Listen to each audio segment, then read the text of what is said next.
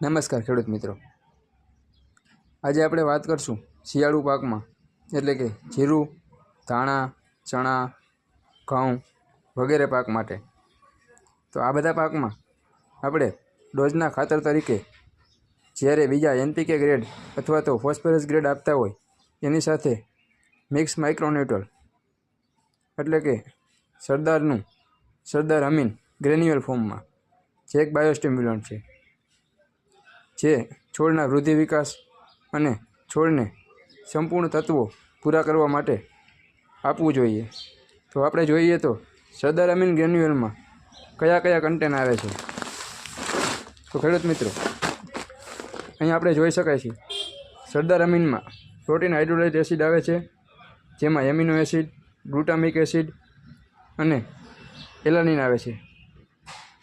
આ ઉપરાંત હાઇડ્રોલાઇઝ કાર્બોડ અને બેન્ટોનાઇલ ગ્રેન્યુઅલ પણ છે. તો આ પાકને પૂરતું પોષણ મળે એ માટે ખૂબ જ ઉપયોગી છે.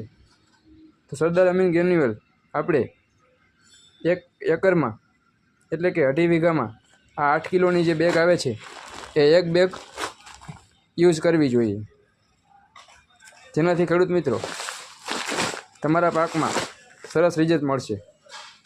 તો ખેડૂત મિત્રો, જો તમને તમારા નજીકના એગ્રોમાં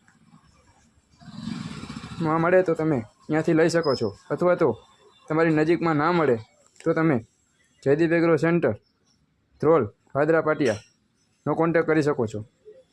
કોન્ટેક કરવા માટે 96 241 56 019 આ નંબર ઉપર સંપર્ક કરવો.